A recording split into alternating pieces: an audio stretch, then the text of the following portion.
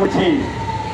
আজকে আবার সেই সিন্ডিকেট হবে অধিকাংশ ঢাকা বিশ্ববিদ্যালয়ের শিক্ষার্থী এদের বিরুদ্ধে, এই এনসিপির বিরুদ্ধে। এখন অধিকাংশ বিশ্ববিদ্যালয়গুলো এখন এনসিপির বিরুদ্ধে, অধিকাংশ প্রাইভেট বিশ্ববিদ্যালয়ের সাথে তাদের মারামারি হয়েছে সেটার বিরুদ্ধে। এবং আমাদের এই বয়স সংস্কারের যত লক্ষ লক্ষ কোটি কোটি আমাদের বেকার ভোটার রয়েছে, আমাদের সমর্থক রয়েছে, তারা কিন্তু আজকে এনসিপির বিরুদ্ধে। এই পাল যদি ডক্টর ইউনূসের এখনো সময় আছে, তাকে সম্মান দেওয়া হয়েছে, সেখানে বসানো হয়েছে। আমি এই যে সাংবাদিক মিডিয়া ভাইদের মাধ্যমে মেসেজ পাঠাচ্ছি, আপনি শুদ্ধ হয়ে যান, সাবধান হয়ে যান। আপনি কিন্তু জনগণের পালস বুঝতে পারছেন না।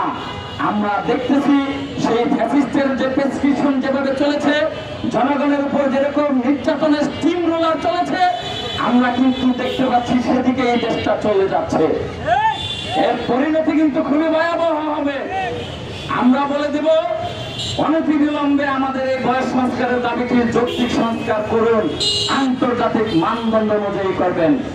বিশ্বের 196টা স্বাধীন দেশের মধ্যে 2/3 অধিক 162টি দেশের উপরে রয়েছে বয়স সীমা 40, 45, 55 আনলিমিটেড।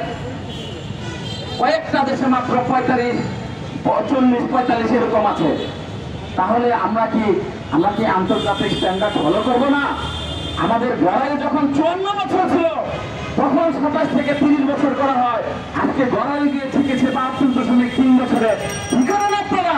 কিসের গবেষণা রিপোর্ট তৈরি করেন আপনারা? কেন এখানে তো গড়াইয়ের সাথে তাল রেখে তো আমাদের 47, 50, 45 এরকম অনেক হওয়ার কথা। যে এনটিআরসি এর শিক্ষকতা পেশাটাকে আমরা যদি উচ্চ শিক্ষার মাধ্যমে, ডিগ্রির মাধ্যমে এখানে শিক্ষকতা পেশায় আজকে এই পিএইচডি করে আসতে চাই, সেক্ষেত্রে আমাদের 40-45 অনেক বয়স হবে। আমরা ঢুকতে পারি না সেখানে। শেখ হাসিনা এনটিআরসি এর একটা সিন্ডিকেট করেছিল, সেখানে কিন্তু এর আগে বয়স উন্মুক্ত ছিল শিক্ষকতা ক্ষেত্রে। সেক্ষেত্রে সে আমরা 35-এর মধ্যে লিমিট করে দিল।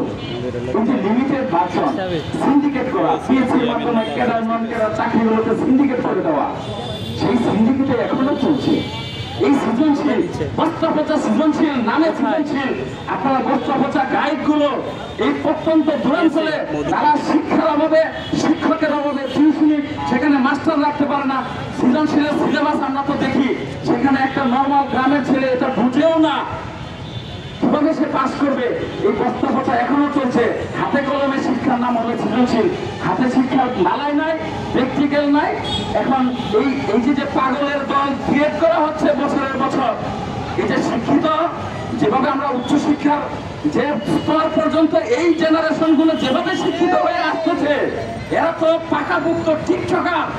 এরা তো এই 6-7 এর বয়সে আমরা দেখতে পাচ্ছি মিডিয়াতে, পত্রিকা তারা প্রেম করে ঘুরে বেড়ায়, অশ্লীল কাজকর্ম করে ঘুরে বেড়ায়। বাবা মারা বাধ্য হয়ে যাচ্ছে এই শিক্ষা, এই সিলেবাস। এই সিলেবাসের তো আপনি 4 আনা পয়সা এখানে আপনি সংস্কার করলেন না, আমরা দেখলাম না।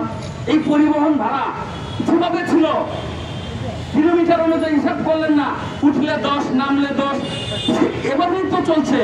2 টাকার সংস্কার পেলাম না।